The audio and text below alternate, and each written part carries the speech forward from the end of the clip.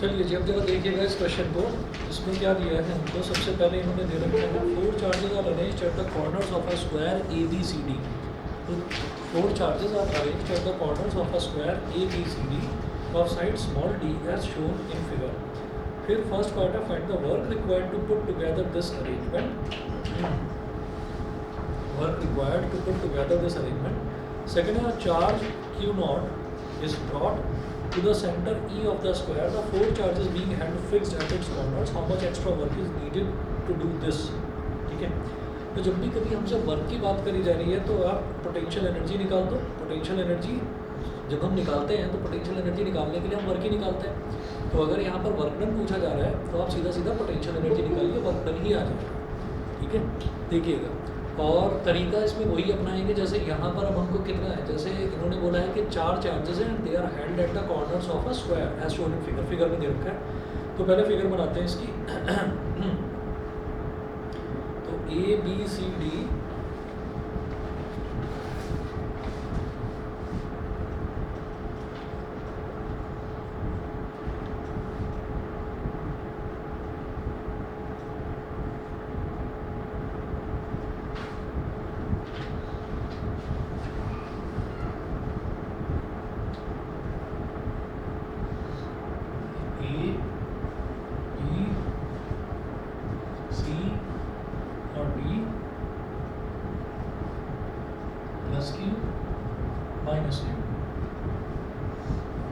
Minus Q और plus Q. Find the work required to put together this arrangement. तो सबसे पहले मेरे को इस अरेंजमेंट को साथ में इस तरह से रखना है, तो कितना वर्क करना पड़ेगा बताना है। तो small D small D small D small D, square है ना, तो सबकी साइड से इक्वल होंगी और साइड इन्होंने बता दिया कि साइड की लेंथ कितनी है, small D.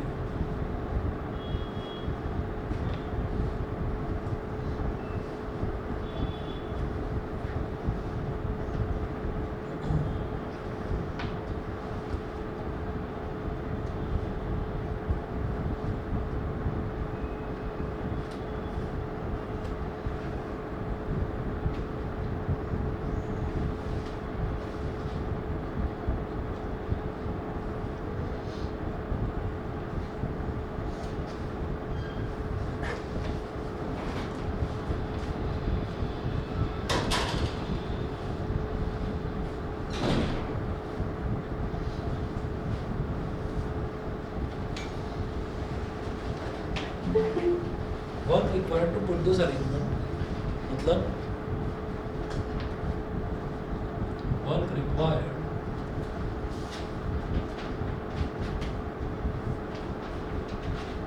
To put this 4 charges as shown. ठीक है, एज शोन। तो इस तरीके से इसको किस तरीके मतलब इसको कैसे कैसे रखा जा सकता है, आप ये देखिएगा कि work required to put these 4 charges, जैसे जहाँ जहाँ पर ये रखे हुए हैं वहाँ पर ये चार्जेस रखे रहें, तो उसके लिए कितना वर्क करना पड़ेगा। अच्छा, हम ये कहेंगे नहीं कि रख दिया ना, रख दिया तो रखे ही रहेंगे, ऐसा नहीं होता। क्यों?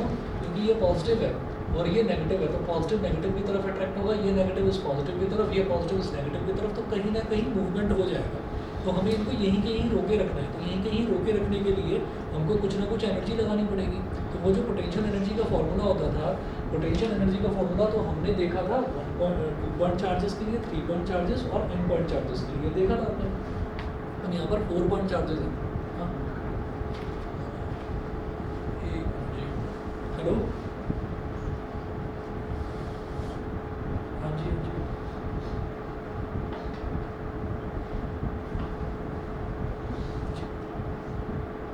हाँ जी, हाँ जी, हाँ जी,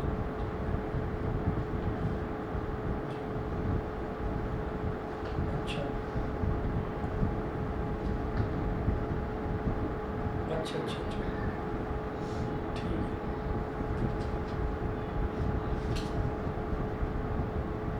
आज कुछ कईयों ने बताया है, ऐसा कहा आज कुछ प्रॉब्लम थी। आप मिल लीजिए कभी भी 6:30 के बाद आ जाइए जी, कभी घर पर ही। हाँ जी, हाँ जी, हाँ जी, F702। एफ फरीदाबाद 702।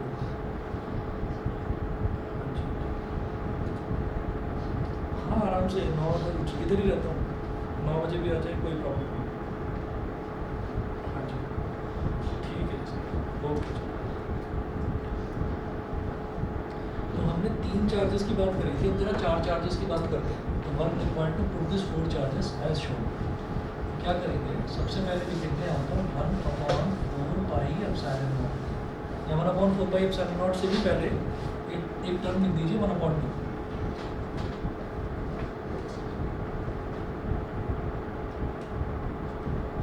याद आ गया ना 1/2 क्यों लिखना है, 1/2 क्यों लिखना है। क्या करने वाला हूँ मैं एक चार्ज को लूँगा पहले, एक चार्ज को, जैसे मान लीजिए मैंने QA ले लिया, QA यानी कि चार्ज बेस्ड एट ए, बाद में उसको +2 -2 लिख लेंगे, फिलहाल QA लिख लिया। तो QA का कॉम्बिनेशन B के साथ भी होगा, C के साथ भी होगा, D के साथ भी होगा। तो क्या लिखेंगे, QA QB upon RAB plus QA QC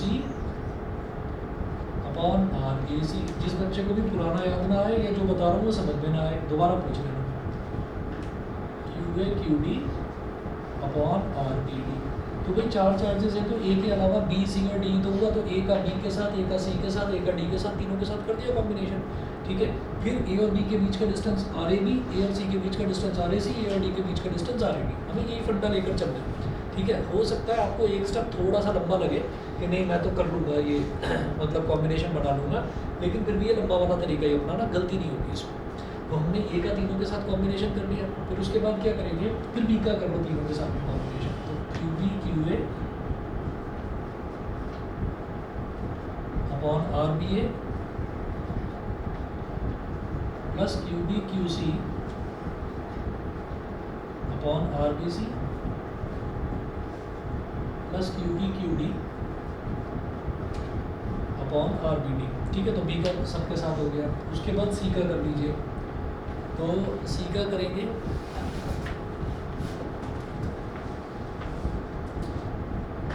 QC QA upon RCA plus QC QB upon RCB plus QC QD upon RCB। फिर क्या करिए, फिर D का सभी के साथ कॉम्बिनेशन बनाना है, तो QD QA upon RDA plus QD QB upon RDB plus QD QC upon RDC। हो गया ना कंप्लीट। A का तीनों के साथ, B का तीनों के साथ, C का तीनों के साथ, D का तीनों के साथ, ये हो गया। ठीक है, उसके बाद आप ये देखिएगा ये QA QB अपॉन RAB, तो यहाँ पर भी QA QB upon RBA RAB एक ही तो बात है, डिस्टेंस ले रहा हूँ मैं। ठीक है, तो ये डबल हो जाएगा। इसको लिख लेना, अगले स्टेप में लिख लेना।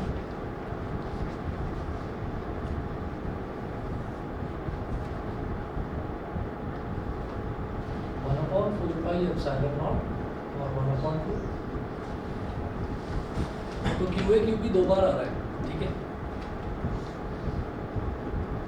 तो twice of QA QB upon RAB। ठीक है, कहीं ढूंढने में दिक्कत ना हो, इधर एक डॉट लगा लो, इधर एक डॉट लगा लो। फिर QA QC upon RAC, QA QC upon RAC, और देखना जरा QA QC कहीं और जरूर मिल रहा होगा। तो ये रहा QA QC upon RCA, QC QA upon RCA, ये हो गया और ये हो गया। तो इसको भी लिख लो, twice of QA QC upon RAC। ठीक है, उसके बाद देखेंगे QA QD, तो QA QD पर हल्का सा टिक लगाइए और ढूंढो मिलेगा जरूर। ये रहा QD QA अपॉन RDA, तो ये 2 बार आ गया। तो twice of QA QD upon RAD, QA QD upon RAD। ठीक है जी, ये हो गया। ठीक, ये हो चुका था, ये हो चुका था। अब QB QC पर आएंगे, तो QB QC इधर भी है और QC QB इधर भी है, तो twice of QB QC plus twice of QB QC और RBC, ये हो गया। उसके बाद देखिए ये हो गया, फिर क्यू बी क्यू डी इधर भी है और क्यू बी क्यू डी इधर भी है, तो twice of Q B Q D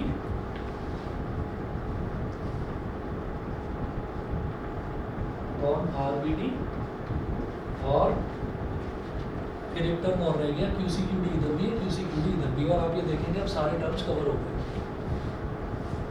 तो twice of Q C Q D on R C D, में टू टू आ रहा है, टू को निकालिए common, 1/4 pi epsilon naught 1/2 into 2 upon Q A Q B. ठीक है, अब जरा देखिए Q A Q B upon R A B, तो ए और बी के बीच का डिस्टेंस कितना है, डी है।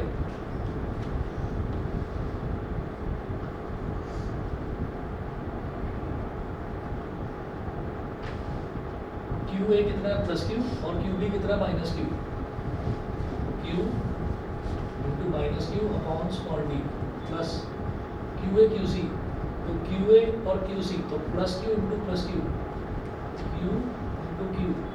हाँ जी, आर ए सी के लिए डिस्टेंस कितना होगा, यहाँ पर मैं निकाल कर लिख रहा हूँ इधर ही साइड में, A C square is equal to A B square plus B C square. Pythagoras theorem सभी बच्चे जानते हैं, ये भी डी है, ये भी डी है, तो A C square is equal to D square plus D square, A C square is equal to twice of D square, तो ए सी कितना हो जाएगा, √2 इंटू डी, समझ गए होंगे, है ना। अंडर रूट इसमें प्लस माइनस नहीं निकालेंगे क्योंकि लेंथ की बात कर रहे हैं, लेंथ इज ऑलवेज पॉजिटिव। ठीक है, तो ए सी √2 डी होगा, तो हमारा बी डी जो है वो भी √2 डी ही होगा, या डी √2 बोल दीजिए उसको, है ना, एक ही बात है। तो अब आप देखिएगा, ये हो गया मेरे पास आर ए सी, इसको बोल दीजिए डी √2, फिर क्यू ए क्यू डी, तो Q A Q D, Q A plus Q, Q D minus Q, तो Q into minus Q upon D,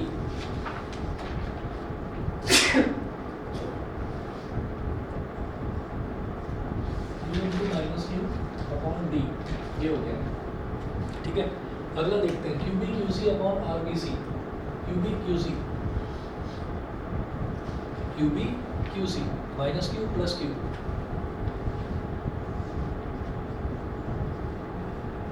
are B C कितना है distance, small D, plus Q B Q D upon R B D, तो Q B Q D minus Q plus minus Q minus Q upon R B D, यानी कि B से D तक का distance कितना है, डी√2 plus Q C Q D, तो क्यू सी कितना है, क्यू सी है प्लस क्यू, और क्यू डी जो है वो माइनस क्यू है, तो plus Q into minus Q,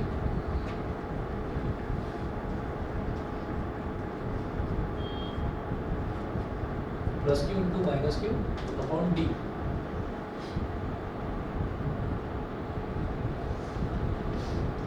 अब देखिए plus Q into minus Q upon D, plus Q into minus Q upon D, cancel तो नहीं हो रहा, नहीं कैंसिल नहीं, इधर तो 2 से 2 कैंसिल आउट हो गया, 1/4 पाई एप्सिलॉन नॉट, ठीक है, minus Q square upon D plus Q square upon डी√2 minus Q square upon D, फिर ये भी minus Q square upon D, फिर ये प्लस क्यू स्क्वायर अपॉन डी√2, और ये minus Q square upon D. ठीक, तो मुझे 4 टर्म्स तो एक जैसी दिखाई दे रही है, minus Q square upon D, minus Q square upon D, minus Q square upon D, minus Q square upon D. तो इसमें आप क्या कर सकते हैं,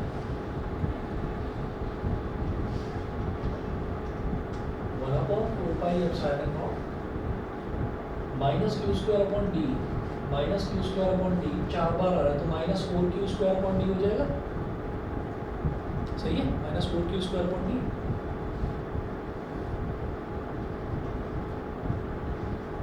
क्यू स्क्वायर अपॉन डी√2 प्लस क्यू स्क्वायर अपॉन डी√2, तो 2 क्यू स्क्वायर अपॉन डी√2, 2 क्यू स्क्वायर अपॉन डी√2 दोनों याद, सही है भाई। जैसे हमारे पास मान लीजिए ये minus Q square upon D से अगर आप कंफ्यूज हो रहे हो, -x minus x minus x minus x, तो क्या हो जाएगा, -4x, तो -4x ही तो है ये क्यू स्क्वायर। ठीक है, अब यहाँ पर मुझे दिख रहा है कि इधर क्यू स्क्वायर है, इधर डी है ना, और आप क्या कर सकते हैं, हाँ एक काम और कर दो, इसको ना इससे काट दो, ऊपर रूट 2 आ जाएगा। ये समझते हैं, ये सभी बच्चे समझते हैं भाई। न्यूमरेटर में जो 2 है उस 2 को लिखा जा सकता है रूट 2 इंटू रूट 2, तो एक रूट 2 से एक रूट 2 कैंसिल आउट हो गया, ठीक है। ये ऐसा करने से फ़ायदा क्या हुआ, डिनोमिनेटर में डी मिल गया, मतलब अब एलसीएम लेने की कोई ज़रूरत नहीं है। वहाँ पर 4πε0 क्या आ जाएगा, और इसमें क्यू स्क्वायर भी कॉमन ले लीजिए, -4 प्लस रूट 2 और कॉमन ले लीजिए तो क्यू स्क्वायर अपॉन डी, ये आपका फाइनल आंसर है, ठीक है। और इतना क्या जूल 1 का, मैंने क्यू स्क्वायर अपॉन डी को कॉमन लेकर बाद में लिख दिया, चाहे तो पहले भी लिख सकते थे।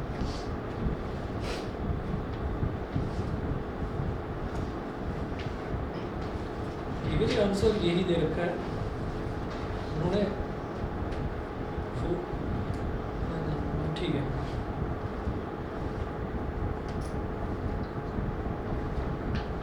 ठीक है जी, बताइए सभी को क्लियर है? हाँ अच्छा जी, अब इसका सेकंड पार्ट देखिएगा। सेकंड पार्ट में क्या बोल रहे हैं, a charge q naught is brought to the center E of the square, the 4 charges being held at its corners, how much extra work is needed to do this? How much extra work is needed to do this? Extra work कितना करना पड़ेगा वो देखते हैं।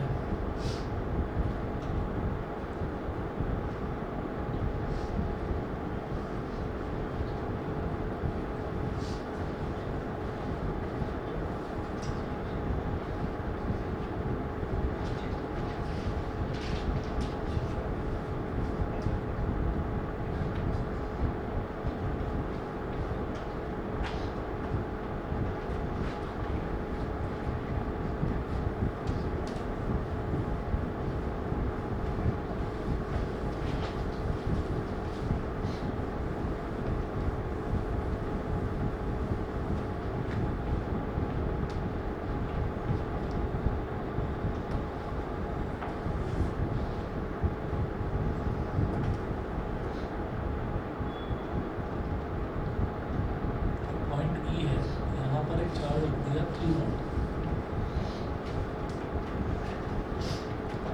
यहाँ पर एक charge रखा है Q नॉट, और ये कह रहे हैं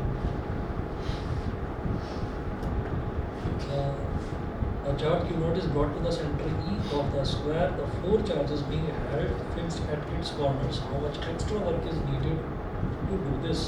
तो एक्स्ट्रा वर्क कितना करना पड़ेगा, ठीक है। तो एक्स्ट्रा वर्क देखते हैं जरा कितना करना पड़ेगा, तो देखिएगा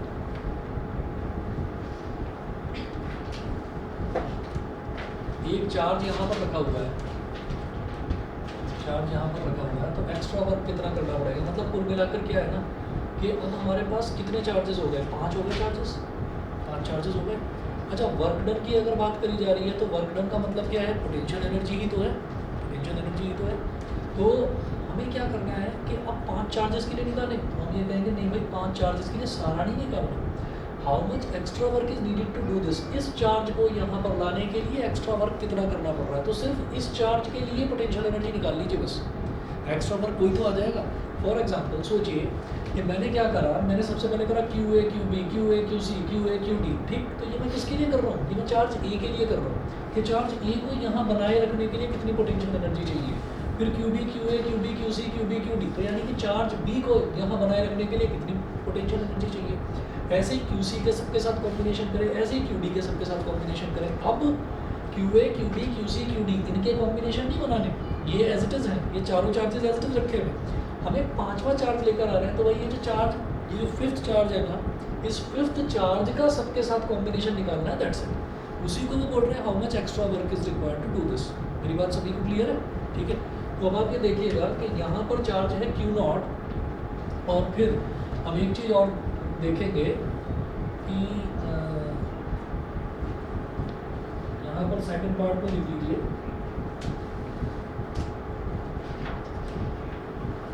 square is also a rhombus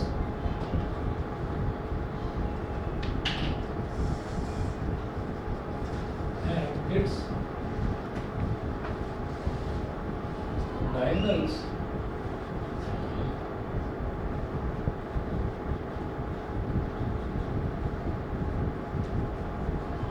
bisect each other. जैसे रोम्बस जो है, जैसे पैरेललोग्राम बोलते हैं ना, पैरेललोग्राम की एक टाइप होती है रेक्टेंगल, स्क्वायर, ऐसी रोम्बस की एक टाइप होती है स्क्वायर। रोम्बस की सारी साइड्स इक्वल होती हैं।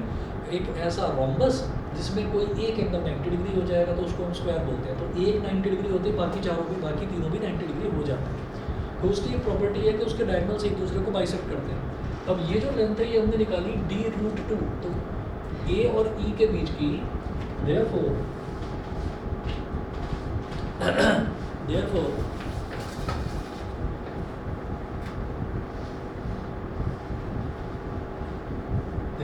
AE is equal to BE is equal to CE is equal to DE। एक दूसरे को बाइसेक्ट करते हैं और डायगोनल्स की दोनों की लेंथ आपस में तो इक्वल है ही, तो एक दूसरे को बाइसेक्ट करते हैं तो सारी की सारी लेंथ ये A B C D सब इक्वल हो गई। कितनी हो जाएगी इसकी लेंथ, कितनी थी d√2, तो ये क्या हो जाएगा d√2 अपॉन 2, उसका आधा हो गया, बाइसेक्ट करते हैं तो अपॉन में 2 आ गया। अब तो ऐसे लिखा हुआ छोड़ दीजिए, नहीं तो √2 से इसको काट लेते तो d/√2 आ जाता, पर ऐसे ही लिखा हुआ छोड़ दीजिए, कोई दिक्कत नहीं। अब क्या करेंगे,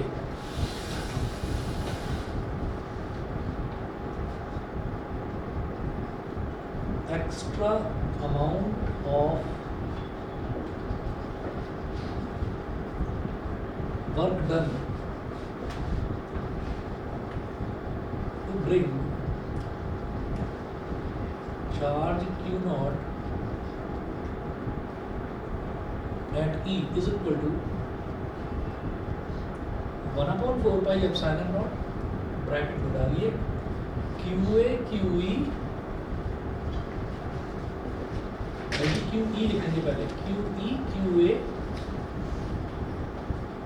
अपॉन REA, E और A के बीच का डिस्टेंस, प्लस अब E का B के साथ combination QE QB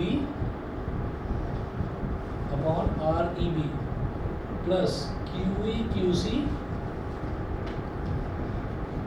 upon REC plus QE QD upon RED।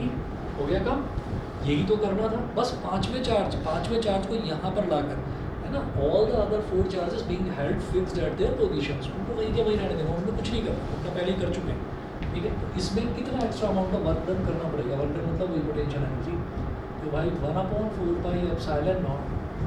अभी जो QE है ये सभी में दिखाई दे रहा है, तो इस QE को बाहर निकाल लीजिए, QE को ले लिया बाहर, QA upon REA, what is QA, plus का Q upon REA, EA EB EC ED सब d√2/2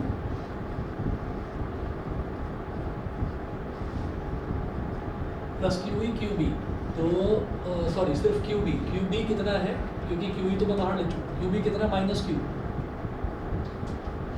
Q upon d√2 upon 2, ठीक है। अब QC, तो QC कितना है, प्लस का Q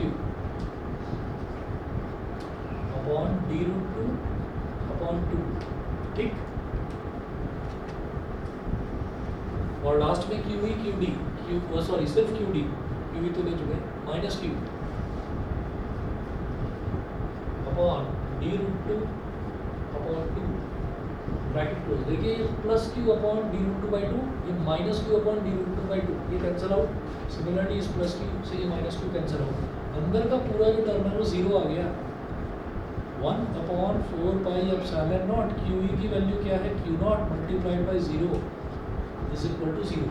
मतलब एक नए चार्ज को यहाँ पर इसके डायगोनल्स के इंटरसेक्शन पॉइंट है, इस पर फिक्स करने में किसी भी तरीके का कोई वर्क करना ही नहीं पड़ेगा। क्लियर है, ठीक है।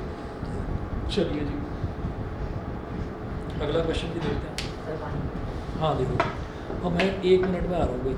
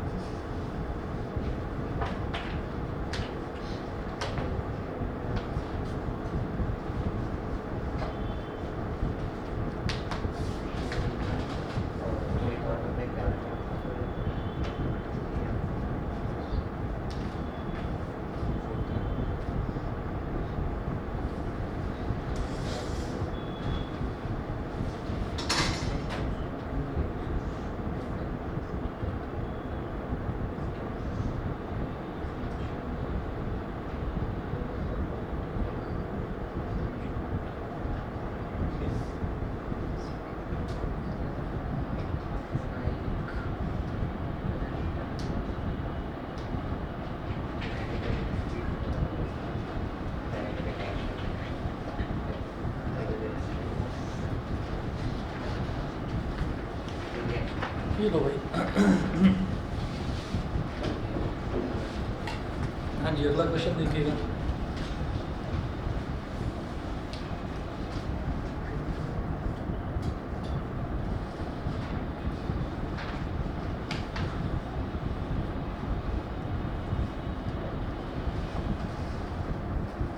चलिए अगला क्वेश्चन है 3 point charges plus q plus 2q and minus 3q are placed at the vertices of an equilateral triangle ABC of side L. If these charges are displaced to the midpoints A1, B1, C1 respectively, find the amount of the work done in shifting the charges to the new locations. Find the amount of work done in shifting the charges to the new locations. ठीक है, तो अब मुझे क्या करना है, सबसे पहले तो जो ये फिगर है, सबसे पहले तो फिगर बनाएंगे इसकी।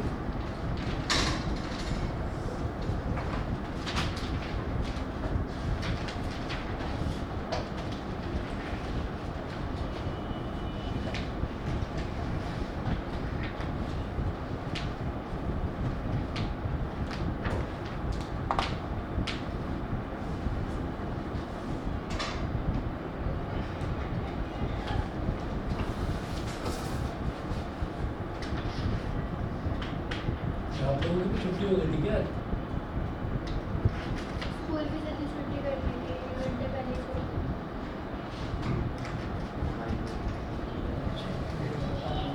और बाकी बच्चों की भी इसी टाइम। तुम्हारी जल्दी नहीं हुई? सर मेरे तो स्कूल के बगल में आया था IPS में, तब भी नहीं हुआ। हाँ वही तो मैं कह रहा था, वसुंधरा वैशाली वाले स्कूलों की हुई थी, तुम्हारा भी वसुंधरा में ना?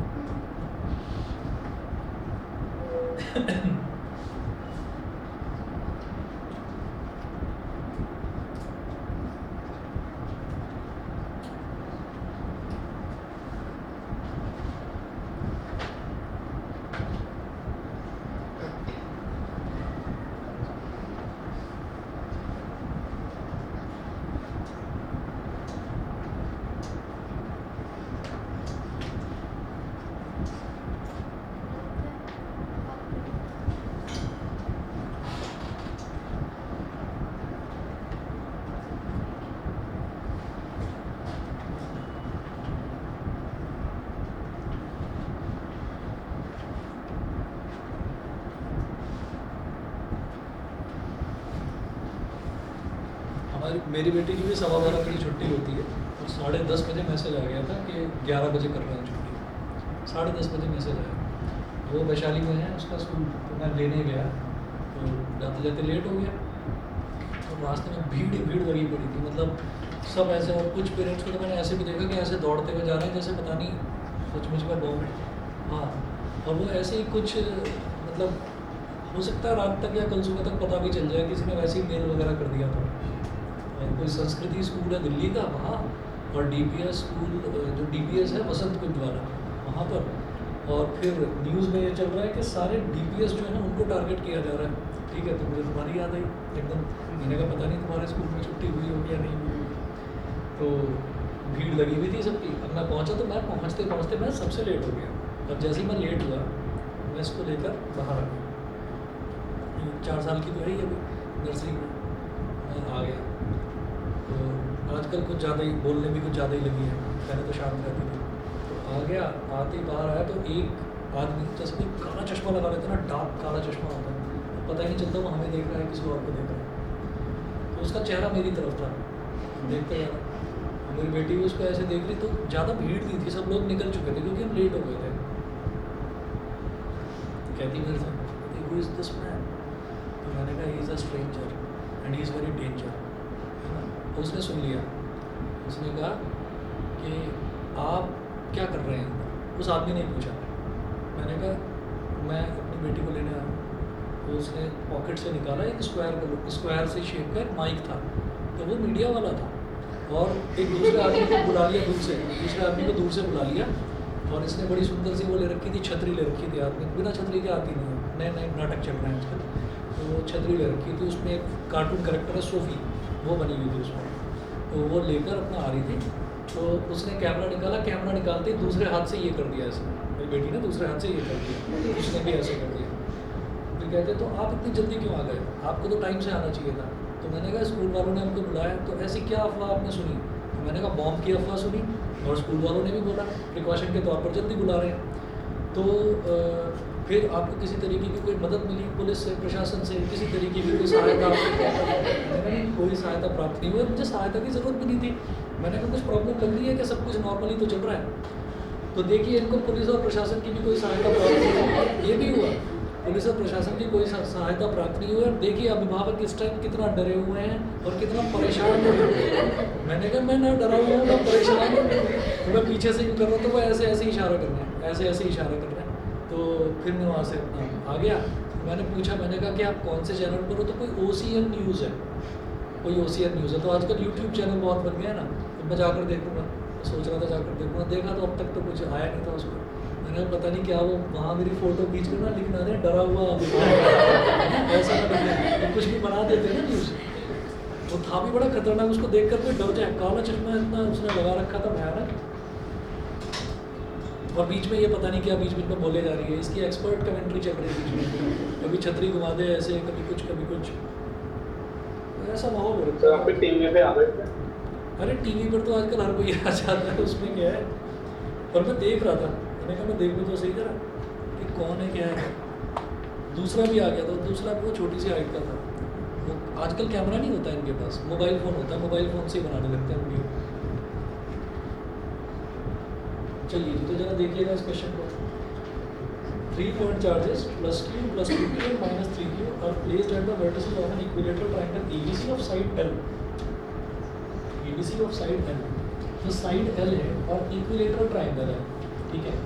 इक्विलेटरल ट्राइंगल आते ही एकदम से दिमाग में आएगा कि तीनों की तो लेंथ इक्वल होगी, तीनों के एंगल 60 डिग्री होंगे। अच्छा, तो if these charges are displaced to the mid points A1 B1 C1, mid point पर डिस्प्लेस कर दिया गया, तो भाई ये हो गया L/2, ये भी L/2, ये वाला डिस्टेंस, ये वाला डिस्टेंस भी L/2, ये वाला डिस्टेंस भी L/2, ये भी L/2 और ये भी, ये सारे डिस्टेंसेस L/2 हो गए। और सबसे अच्छी बात क्या है, ये भी L/2, ये भी L/2। अब ये जो है ना, ये एक्सप्लेन करके दिखाने की ज़रूरत नहीं है।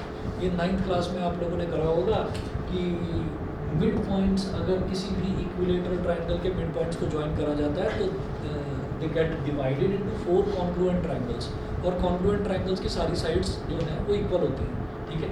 तो ये चीज़ आपको बस याद रख लीजिए इस चीज़ को, ठीक। तो ये प्रूव करके नहीं दिखानी है। आगे भी काफ़ी सारी चीज़ें ना सिमिलैरिटी वाली आएंगी, इस चैप्टर में नहीं, आगे और दूसरे चैप्टर्स में similarity of triangles, congruency of, वो दिखाना नहीं है आपको, ठीक।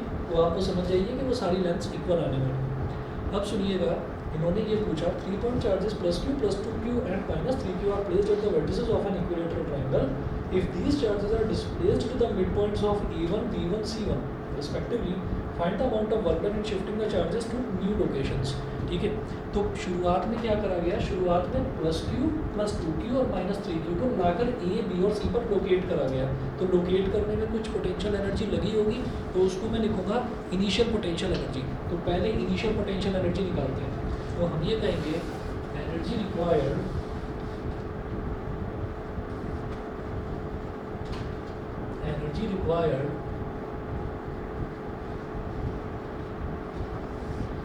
to put these charges at A, B and C, यहाँ लिख दीजिए इनिशियल पोटेंशियल एनर्जी। वैसे तो पोटेंशियल एनर्जी बोलते हैं, इनिशियल क्यों बोल रहे हैं, क्योंकि मुझे पता है कि अगले स्टेप में मैं इनको डिस्प्लेस करके A1, B1 और C1 पर लाने वाला हूँ। इनिशियल पोटेंशियल एनर्जी तो UI इज इक्वल टू क्या हो जाएगा भाई, 1/4πε0, ये तो कॉमन हमने ले लिया, ठीक है। और 1/4πε0 अब 3 पॉइंट चार्जेस वाला है, तो 3 पॉइंट चार्जेस के लिए मुझे वो करने की ज़रूरत नहीं है कि मैं इसमें डबल लेकर चलूँ, पहले 6 टर्म्स बनाऊँ फिर उनका आधा करूँ, क्योंकि 3 पॉइंट तो बिल्कुल आसान है। क्या होगा, QA QB QA QC, ये हो गया। फिर QB QA नहीं होगा क्योंकि QA QB ऑलरेडी हो चुका है, तो QB QC हो जाएगा। फिर QC QA नहीं होगा क्योंकि QA QC हो चुका है, ठीक है। तो 3 पॉइंट चार्जेस वाला जो फॉर्मूला था उसमें 3 ही टर्म्स थी ना, उसमें 3 ही टर्म्स थी, वो तीनों टर्म्स आप ऐसे लिख दीजिए यहाँ पर QA QB upon RAB plus Q A Q C upon R A C. Online वालों को दिखाई दे रहा है ना? यस सर, दिखाई दे रहा है। Okay okay, Q B Q C upon R B C. ठीक है, तो क्योंकि 3 पॉइंट चार्जेस वाला हमने सीधा सीधा कर ही रखा है, तो 3 पॉइंट चार्जेस वाला हमको याद है बिल्कुल आराम से, बहुत छोटी सी वैल्यू है, तो इसलिए हमने सीधा सीधा कर लिया। नहीं तो अगर आप चाहेंगे नहीं मुझे तो ए की मेथड से करना है तो उससे आप कर सकते हो, है ना। उसमें पहले 6 पेयर्स बनेंगे, फिर उसके बाद उनका आधा ले लेना, डबल डबल हो जाएंगे, फिर बाहर हाफ से मल्टीप्लाई करना, 1-2 स्टेप बढ़ जाएंगे। यहाँ ये सीधा सीधा 3.1, तो Q A Q B R A B upon Q plus Q A Q C upon R A C plus Q B Q C upon R B C.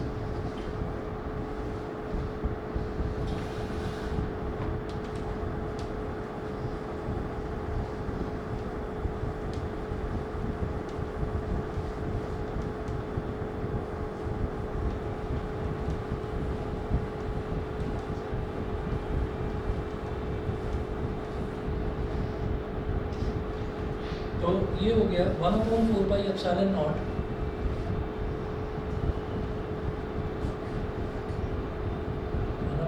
Epsilon naught और Q A Q B. तो Q A Q B क्या हो जाएगा भाई, plus का Q into plus का 2q, तो q into 2q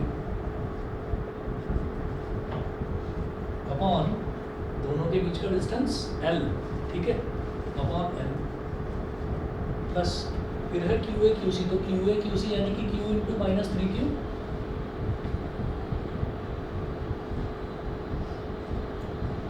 q into -3q upon l, फिर क्यू डी क्यू सी, तो 2q इंटू -3q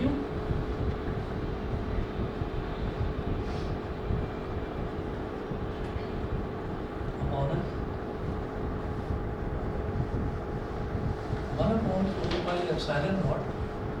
ये हो गया देखिएगा 2q square upon l minus 3q square upon l minus 6q square upon l, -3 -6 -9 -9 + 2 -7 -1/4 pi epsilon naught 7q square upon l। ठीक है, अब लिखेंगे नेक्स्ट लिखेंगे energy required to put these charges eight A1 B1 and C1।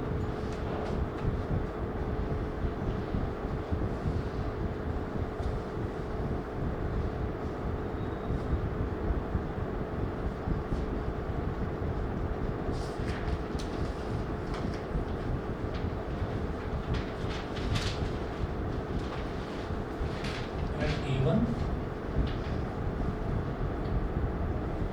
B1 and C1, A1 B1 and C1। ठीक है, तो यहाँ पर है, तो अब आप ये देखिएगा कि A1 पर क्या आ जाएगा, अब प्लस का Q, मैं इधर ऐसे लिख रहा हूँ प्लस का Q, B1 पर क्या आ जाएगा प्लस का 2Q और C1 पर क्या आ जाएगा माइनस का 3Q, माइनस का 3Q। तो A1 B1 C1 पर अब ये चार्जेस हमने लाकर रख दिए।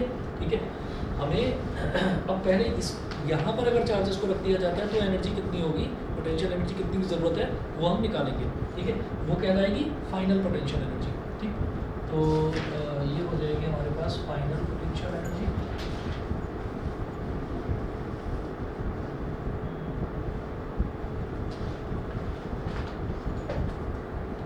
फाइनल पोटेंशियल एनर्जी को हमने बोल दिया UF = 1/4 पाई एप्सिलॉन नॉट। तो अब क्या बोलेंगे, QA1 QB1 upon A1 B1, QA1 QB1 upon R A1 B1 plus Q, चलो B1 C1 कर दो पहले, QB1 QC1 upon R B1 C1 plus QA1 QC1 upon R A1 C1।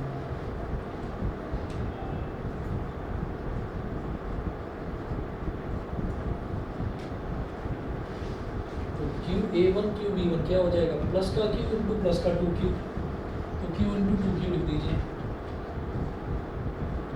Upon A1 B1, A1 B1 के बीच का distance क्या है L/2 plus QB1 QC1, तो plus का 2Q इंटू माइनस का 3Q क्यू इंटू माइनस का 3 Q, ठीक है, upon L/2। A1 Q C1 तो प्लस का क्यू माइनस का 3 क्यू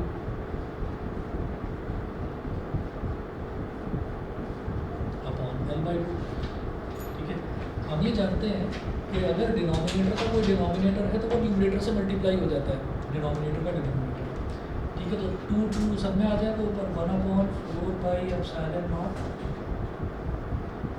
2 न्यूमरेटर में आ गया और ये हो गया 2q² अपॉन L प्लस ये 2 इंटू माइनस 3 कितना हो जाएगा, 2 इंटू माइनस 3 इज -6q² और ये 2 ऊपर आ जाएगा 2 into minus 2 into 6q² upon L, समझ रहे हैं भाई। 2q इंटू माइनस 3q तो ये हो जाएगा -6q² और ये 2 ऊपर आ गया, और इसी तरह यहाँ पर भी माइनस साइन आ जाएगा, ये 2 ऊपर आ गया और q इंटू 3q ये कितना हो जाएगा 3q² अपॉन L, ठीक है। अब क्या करिए, ये 2 कॉमन ले लीजिए, 1/4πε0 2 कॉमन ले लिया, -6q² माइनस 3q² माइनस 9 और प्लस 2, ये वही बन गया ना, माइनस का 7q² और L। अगर मल्टीप्लाई करेंगे ये बन जाएगा 1/4πε0 माइनस 14q² अपॉन L। तो ये हमारी फाइनल पोटेंशियल एनर्जी हो गई, ठीक है। उसके बाद